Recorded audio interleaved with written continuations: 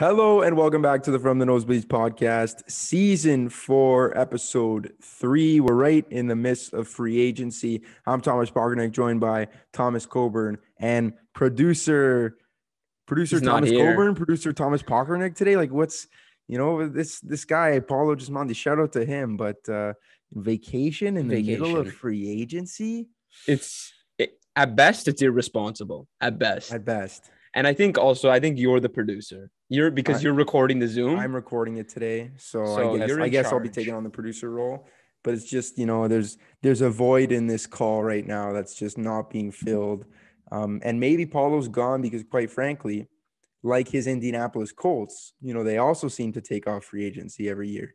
We'll probably talk about them later because they got a lot of cap space, never seem to sign any players. So both Paulo and the Colts on vacation for this week. So we're down a man. And maybe he sees Chris Ballard on a sunny beach in Florida. You think that's why he skipped out, because he's upset about the Colts? In reality, Paulo really doesn't care about the Colts that much anyways. So let's be maybe it's because March Madness starts today. Notre Dame looks like they might have a good team this year. St. Patrick's Day as well. So happy St. Patrick's Day to all who celebrate. Happy March Madness. I don't know. I think you're a big March Madness guy. I get into it pretty heavy. Well, who's your pick to win the tournament? Gonzaga every year, and they never win. So I'm going to go Kansas. I know nothing. I don't follow it enough to know going in who's good. That's why I just say Gonzaga when you ask me. I feel like I'm not going to say most people. I'm not going to speak for other people, but at least me. I don't watch a single second of college basketball until the tournament. No, neither do I. There's too many sports to pay attention. It's just like there's not enough time. I remember one year I got so into March Madness that the next year when the tournament started, I was like, oh my gosh, I have to watch this year leading up to March Madness. And that just never happened. After maybe like a week, it was over. I lost interest. But we're not here to talk about March Madness today. We got NFL free agency. It's been a crazy past few days in the NFL. Lots of movements for a couple teams. Other teams have kept quiet, and some big quarterbacks on the move or about to be moved as well. But we'll start off with your Lions and my Dolphins. How have you evaluated their free agency period so far? I mean, I think most people that are Lions fans or let's say content with what's happened. I don't think anybody expected them to be big players. They were, obviously he still hasn't signed yet, but they were rumored to be like in the mix for Allen Robinson, which I personally didn't want. I think for where the team is right now, for the money you're going to have to spend, it's not the right time to be going big like that. So I like keeping Tracy Walker. That's huge. Key piece on that defense. And then obviously DJ Chark, a 1-year deal, a prove-it deal. I can't be mad at that. And obviously, who knows if he gets back to his form that we saw him a couple of years ago, maybe he stays. Maybe he signs a longer deal. But I think it's across the board, low-risk moves, which from Brad Holmes I like right now. I can't ask for much more. Yeah, there seems to be two different philosophies of how to build your team, especially, from the gutter where the Lions have been the past couple of years. There's the draft route, and then there's, I'm going to call it the Jags route. Just spend all your money. And who knows, it could be like, I personally feel we're going to look back in a couple of years and say these are bad contracts. And I feel a lot of people share that same sentiment, but hey, I like what the Lions are doing because they're not killing themselves against the cap. I don't see this as a team that when they're finally ready to compete, they're going to have a lot of dead money and bad contracts. And it's like, in my eyes, free agency is all about just maybe the smaller areas of your team, fine tuning that.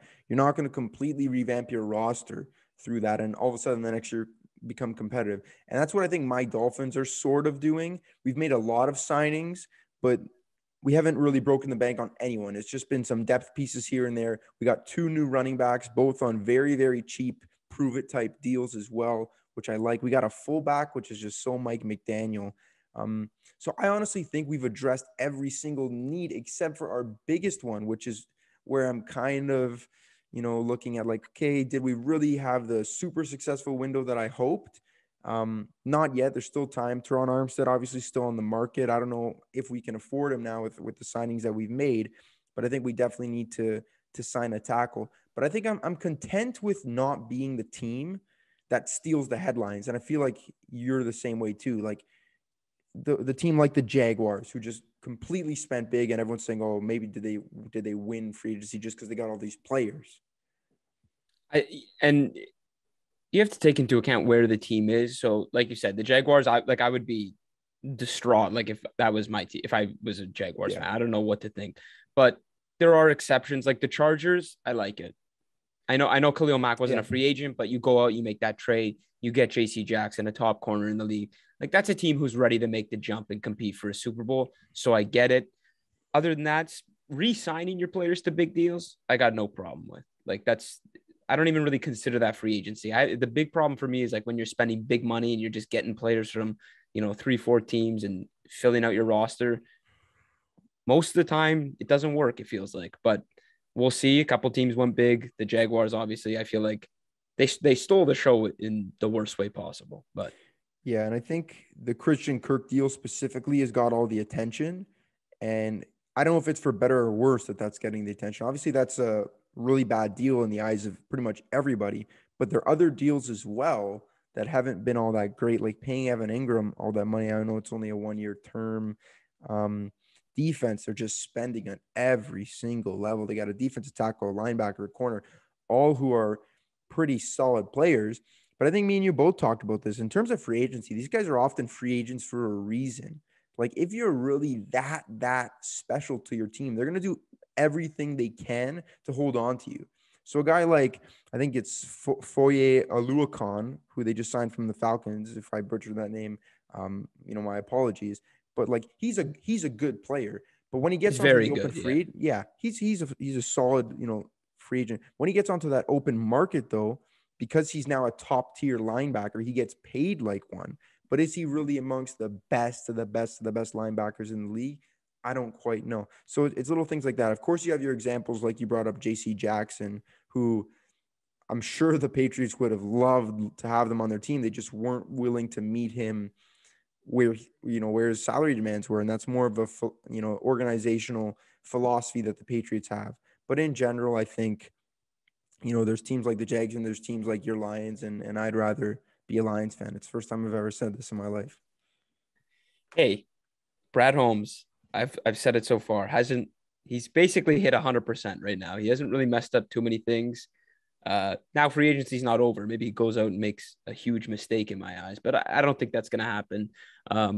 It's on to the draft. I feel like for both our teams. Maybe he trades for Kenny Golladay back, get the band back together. Hey, I'm like the fact that we got a 3rd round pick now. Looking back at that is like the most unbelievable thing.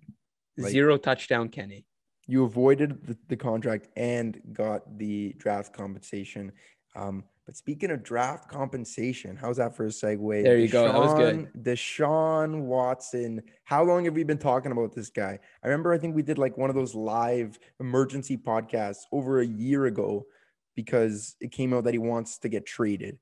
And that was in like January. We're now sitting March 2022, and it feels like now days away is the word I would use. It could even happen today. We just found out that the Browns are out of the running. So he's going to the NFC South. It's between the Saints, the Panthers, and the Falcons, who have just emerged as a sleeper team. I don't know. I'm torn. I've gone back and forth. Where do you see Deshaun playing next season? First of all, I would be shocked. By the time this comes out, I think he's on a new team. Yeah. I think it's done. And I think it's going to be the Saints. It just it feels like they've been leading for a while. They've just been in the mix the whole time. The Falcons is a sleeper, sure, but they still haven't like started to.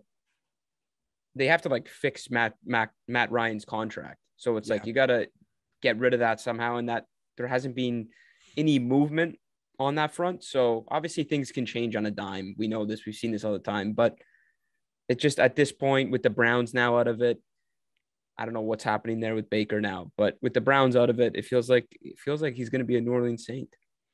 Yeah, I'm pretty torn on this. One, I want to say it's crazy. I don't think we've ever seen this before, where a player who is getting traded is like touring facilities. Like, where do I want to go? It's pretty awesome. Like, also, we've never seen a player of this magnitude, a quarterback who's a franchise quarterback on a big contract, this young in his career. Like next year is literally the first year of his big extension, asking for a trade. So this is a monumental thing in the NFL. All along, and Carolina is the only one out of these three that have been around since last year. I always thought Carolina was the best destination, and I always thought he was going to go to Carolina.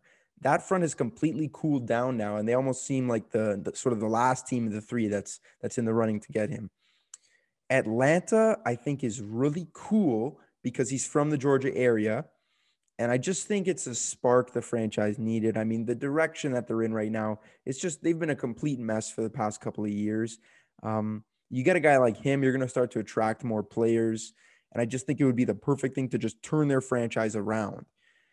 That being said, you mentioned the Matt Ryan thing. I think for this to work, the Colts, Paulo's Colts have to come in. And the Colts have to take on Matt Ryan's contract, take him on for their quarterback. They're one of the only teams that still need a quarterback. I think he'd be a good fit there. They have the cap room for him because Washington ate the whole Wentz deal. That's something I would really like to see. So that's my scenario if Deshaun goes to the Falcons. The Saints, though, have been dubbed as like the leader, and they're in the driver's seat for Deshaun.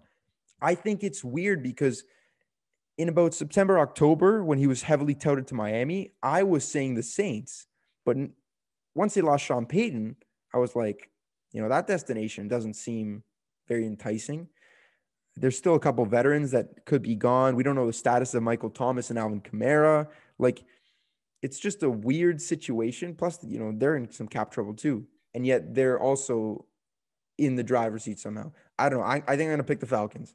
I'm doing all this talking. I'm just going to pick the Falcons. There you go. Well, one of us will be right, I think. So I don't think there's any way he ends up on either the Falcons or I don't. The Panthers are done for you.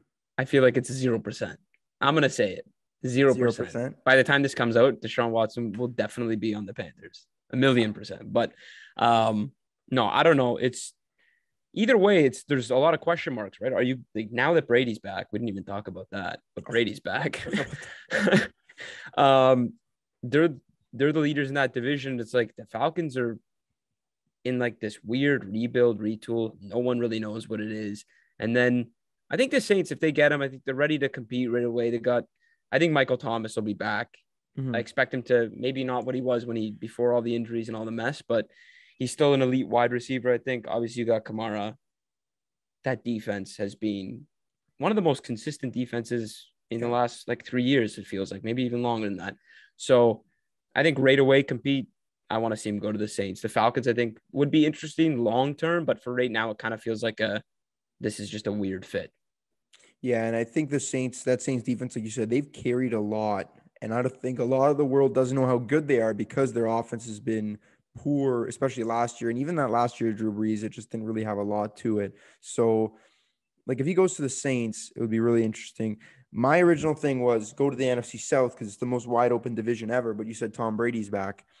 So I want to ask you, next time Tom Brady retires, is it even a thing? Does it get reported? I don't trust this guy anymore. Now I think he actually deflated the footballs. I'm back on that. I don't trust him at all. I don't know. I know that you're pretty heated about it. I'm happy he's back. I'm happy. Welcome back, Tom. The NFL missed you. I would have had no problems if he never retired at all. And I wouldn't have been angry. Oh, why is he coming back for one season? Just retire already. Because honestly, when he was in the Bucs, I liked watching him play. I thought it was good for the league. It's the greatest quarterback of all time. When he's in the NFL, the level of competition is higher. The fact that he pulled this stunt and retired just so he can see us all cry about how much we miss him. And then what? Maybe 25 days later, oh, I'm back. But you have to admit it's good because the NFC was getting brutal. I think what he did was he left and then waited till Rodgers would stay because Rodgers thought he had a bit of an easy run and then said, wait a second, Aaron, I'm back, even though both of them didn't make it very far in the playoffs this year. But that's my theory on Tom. And, I'm a little bit disappointed by his actions. Not that he's back, by his actions. I think it could have been handled a little bit better.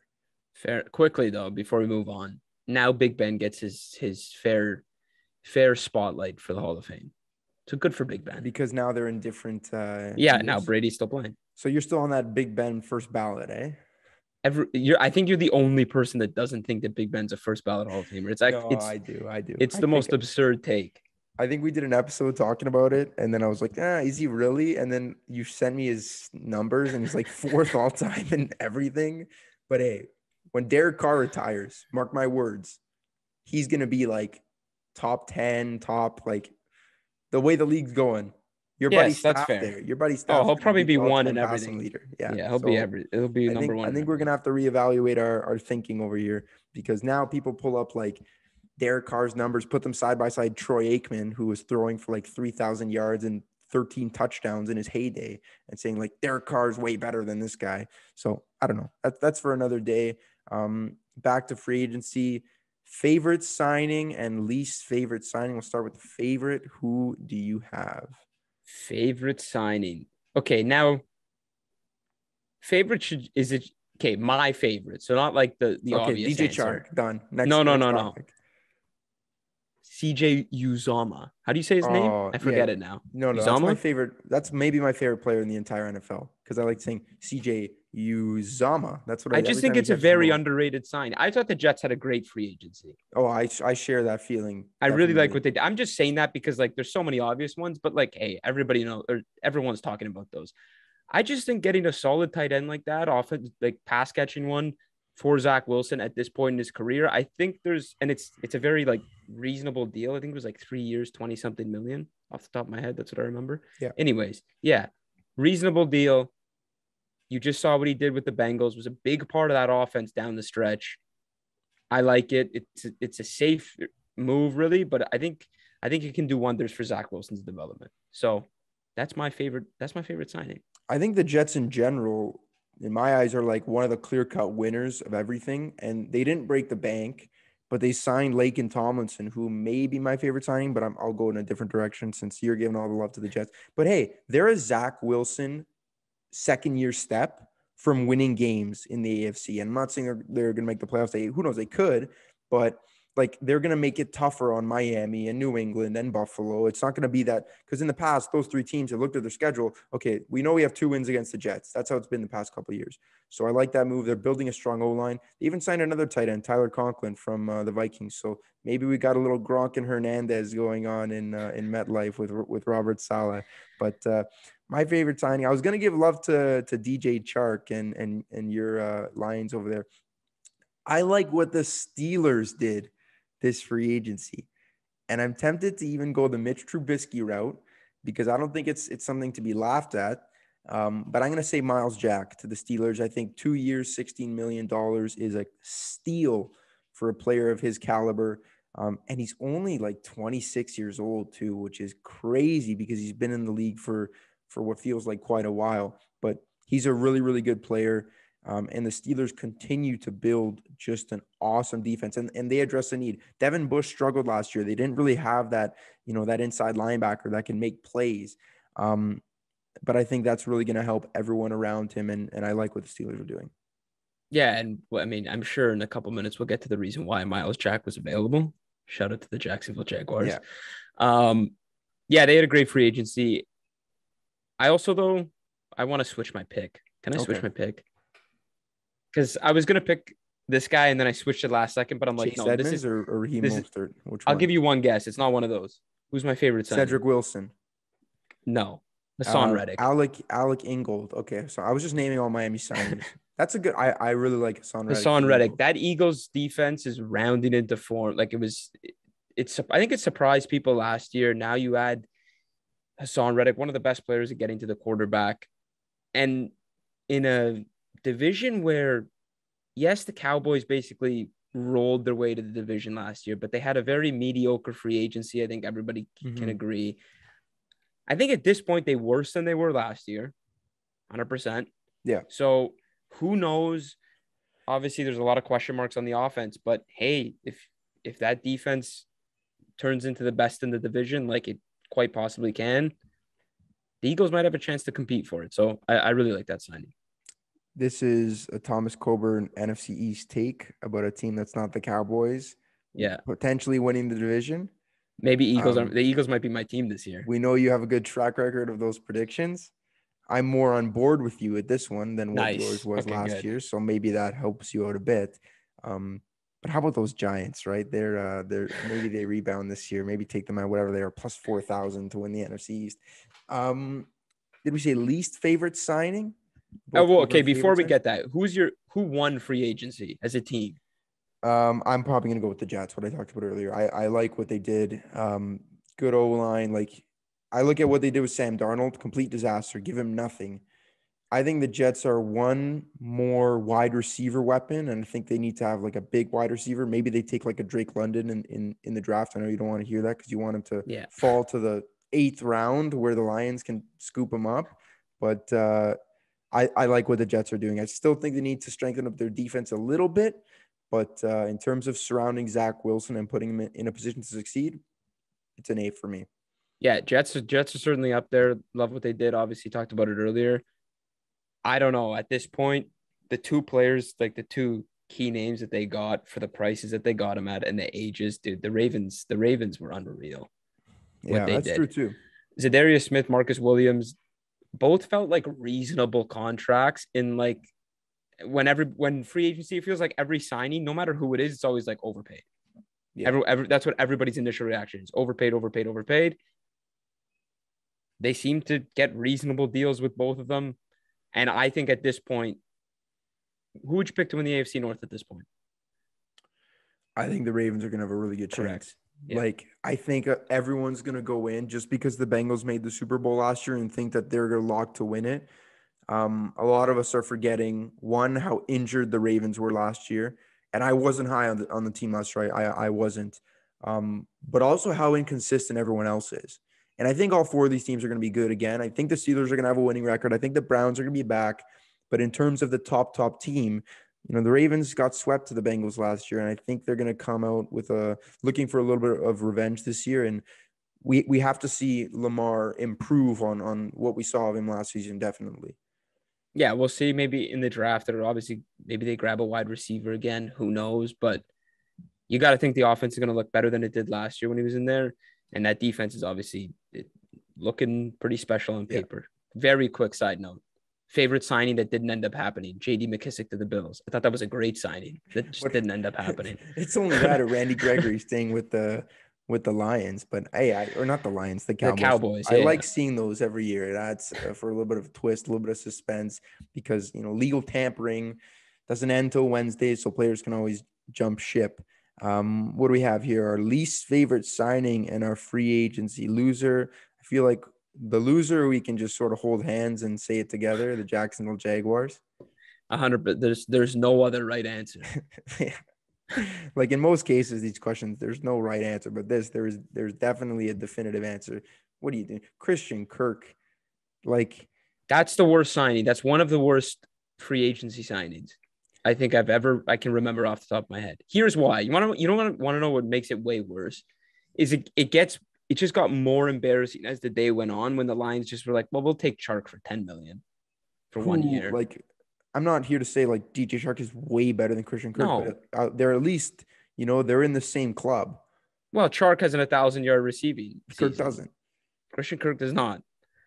I mean, hey, I guess if you're in love with the guy, go get him. But my God, all that money for basically an unproven wide receiver to this point. And like, I just feel like when you're in that Arizona offense, I would have liked to see more for you to give him that. It's not like he was like in some terrible situation. They're like, okay, this guy's going to be unreal. I don't know. It's interesting. Maybe he will turn out to be like, live up to the deal because no one thinks he's going to live up to the deal. And that's kind of how these things work. So maybe we'll all look foolish. I think that's the only hope though. Yeah, and I think there's definitely some language in the contract that maybe makes it not as poor as we all think it is. Maybe there's an easy out. Obviously, you're the contract expert on this podcast, but that's only when the Lions sign players. You do your reading. I don't know. Christian Kirk, I think it's telling when Cardinals fans, or like let's say, your fan base, you lose a player that's getting paid in potentially $20 million a year, and you're not sad. Like, for example, the Patriots were all devastated. Patriots fans were devastated to see JC Jackson go. And he's only getting like 18 million. Not only are you not sad, you're laughing. Cardinals fans are driving from Jacksonville to Arizona, which, I mean, not the geographical expert, pretty long drive. I don't know. I don't think anybody understands the signing.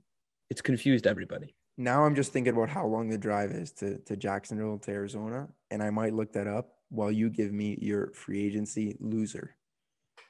Well, the free agency loser is the Jags, but we'll just Oh, give sorry, you. sorry. Your least favorite signing, and you can't say Christian Kirk. That's what I was getting at. I'm gonna go Von Miller.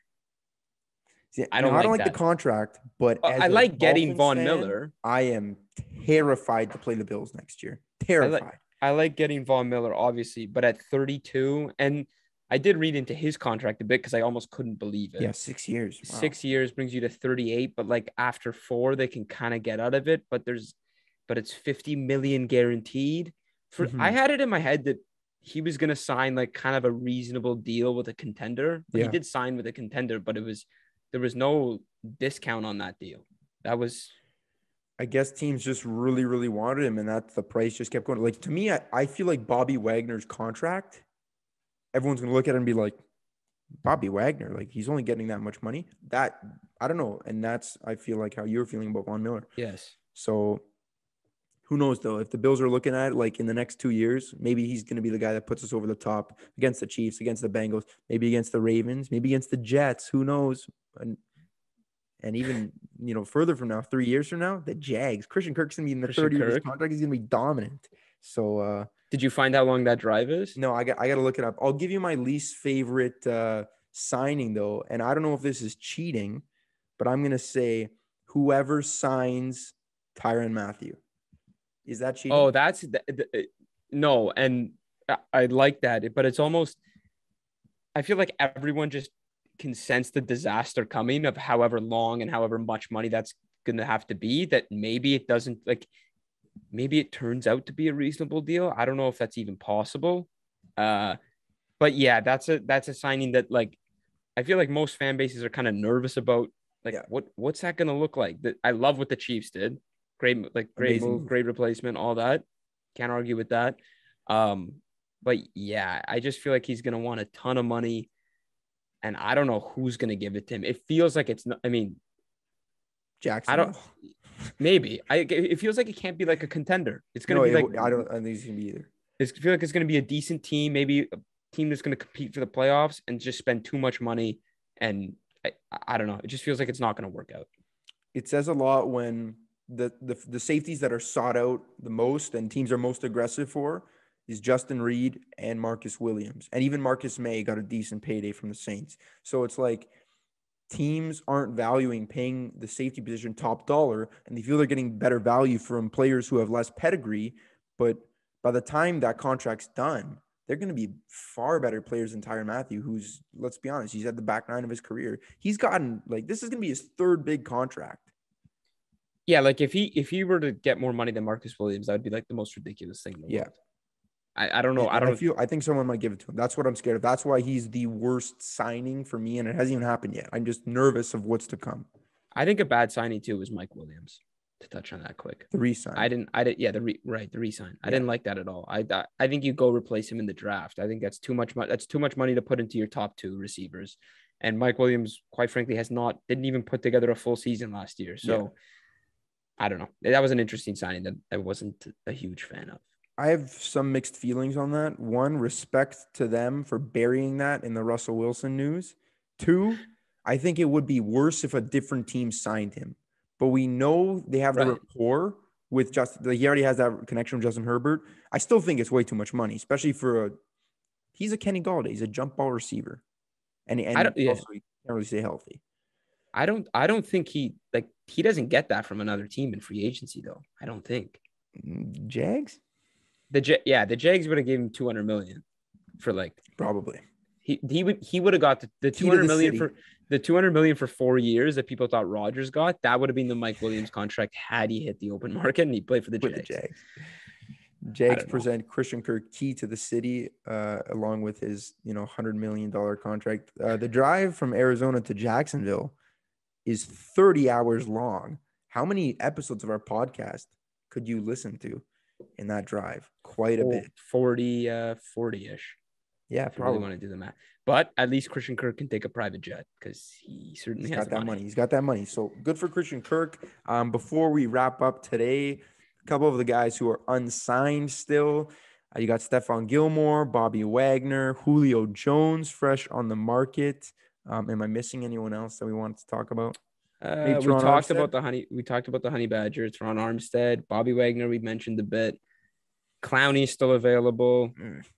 Juju Smith-Schuster changing an offense wherever he goes. All right, give me one landing spot for one of these guys. Stephon Gilmore to the Eagles. Him and Slay. Yeah. Bolster that defense even more. I think that's something that I'd want to see. I like it. I like that move. I honestly thought he was going to go to the Raiders originally. But now they spent quite a bit on Chandler Jones. They also moved out Yannick Ngakoue. I thought that was good business. I know Jones is a little bit older, but still, Jones and Max Crosby, that whole AFC West, when we do our AFC West episode, it's going to be it's a 3-hour episode. Crazy. Yeah, 3. It's going to be 30 hours. It's going to be the drive. We're going to drive from Jacksonville to Arizona and record one episode in one shot, 30 hours about the AFC West.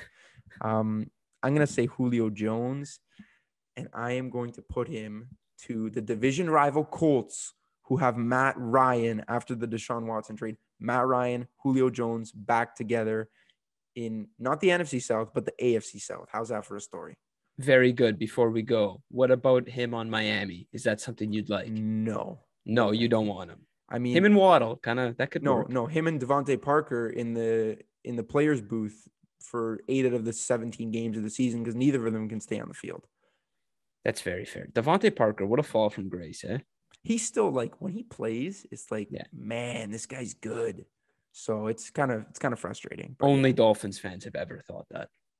You don't think he's good? I feel like I think he's good, but he's one of those guys. It's one of those caliber of players that people only rave about if that guy's on your team. No one's raving about Devontae Parker. I'll give you a stat though. You know, he led the entire AFC in receiving yards 2 years ago. Bet you didn't know that. I think I did know that just because of that you've already said it once or twice. I feel like that could be wrong as well. So I'm probably then stat check that later. But he had a really good season. That's the point I'm trying to convey. Also, he's like 4th all time in Miami career receiving yards, maybe 5th, which is kind of sad.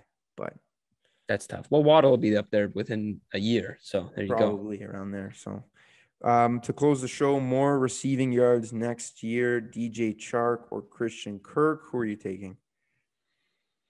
DJ Chark, of course. Okay, I'm going to take that too. So that's going to be the show for today, guys. Hopefully the production value was at the same level as it usually is, but we are a man short. Paulo is on vacation with Chris Ballard in Florida. So Paulo, if you're listening, hope you're having a great time. And to everyone who listened, thank you for tuning in, and we'll see you sometime next week. The last word to you, as always. Shout out to Christian Kirk. Getting that money. 30 minutes talking. Getting that money. Yeah, he deserves it. Okay. That's it. Take it easy, everybody.